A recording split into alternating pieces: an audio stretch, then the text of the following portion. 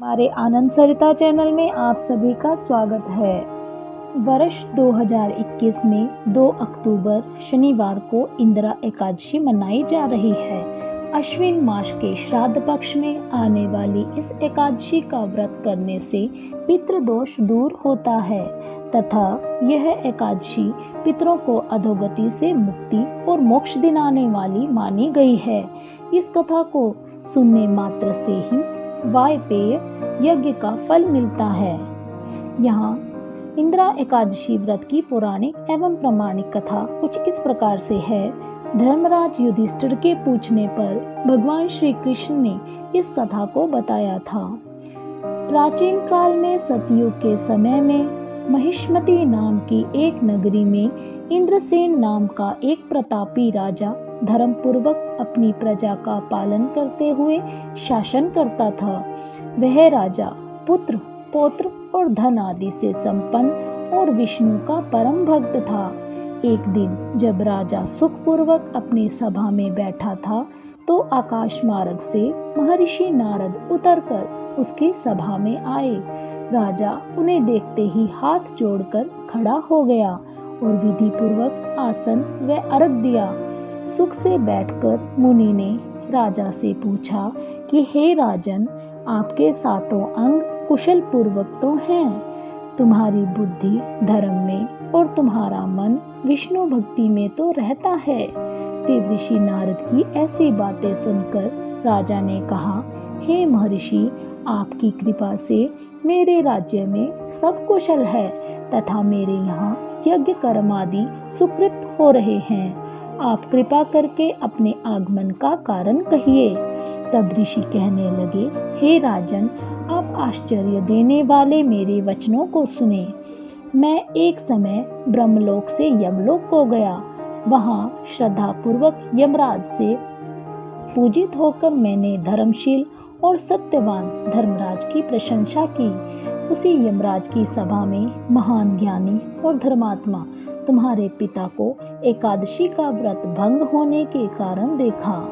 उन्होंने संदेशा दिया, सो मैं तुम्हें कहता हूँ। उन्होंने कहा कि पूर्व जन्म में कोई विघ्न हो जाने के कारण मैं यमराज के निकट रह रहा हूँ। सो हे पुत्र, यदि तुम अश्विन कृष्ण इंदिरा एकादशी का व्रत मेरे निमित्त करो तो मुझे स्वर्ग की प्राप्ति हो सकती है। इतना सुनकर राजा कहने लगा कि हे महर्षि, आप इस व्रत की विधि मुझसे कहिए।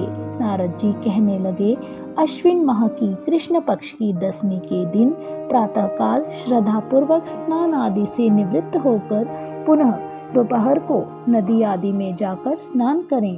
फिर श्रद्धा पूर्वक पितरों का श्राद्ध करें और एक बार भोजन करें। प्रातः काल होने पर एकादशी के दिन दातून आदि करके स्नान करें।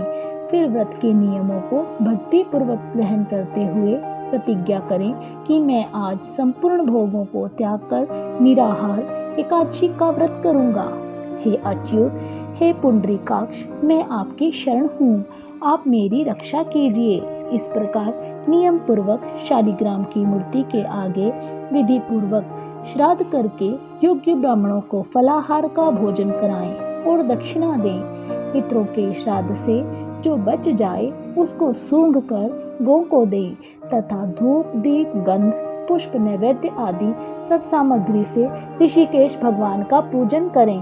रात में भगवान के निकट जागरण करें। इसके पश्चात द्वादशी के दिन प्रातः काल होने पर भगवान का पूजन करके ब्राह्मणों को भोजन कराएं। भाई बंधुओं, स्त्री और पुत्र सहित आप भी मौन होकर भोजन करें। नारद जी कहने लगे कि हे राजन, इस विधि से यदि तुम आलस्य रहित होकर इस एकादशी का व्रत करोगे तो तुम्हारे पिता अवश्य ही स्वर्गलोक को जाएंगे।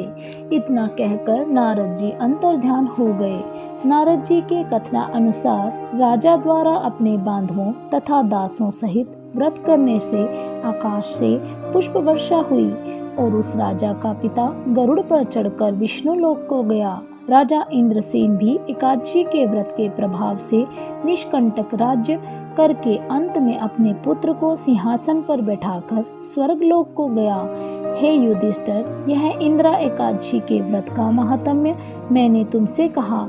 इसके पढ़ने और सुनने से मनुष्य सब पापों से छूट जाते हैं और सब प्रकार के भोगों को भोगकर वैकुंठ को प्राप्त होते हैं। इतना ही नहीं, इस व्रत से पितृदोष दूर होता है तथा पितृदोष से भी मुक्ति भी मिलती है और पितरों को मोक्ष की प्राप्ति भी होती है। राजा इंद्रसेन ने पितृपक्ष की एकादशी तिथि पर विधि पूर्वक व्रत का पालन किया। पितरों के निमित्त मौन रहकर ब्राह्मण भोज और गोदान किया। इस प्रकार राजा इंद्रसेन के व्रत और पूजन के भाग से उनके पिता को यमलोक से मुक्ति और वैकुंठ लोक की प्राप्ति हुई। उस दिन से ही इस व्रत का नाम इंदिरा एकादशी पड़ गया। बोलो पितृदेव की जय। ओम नमो भगवते वासुदेवाय नमः।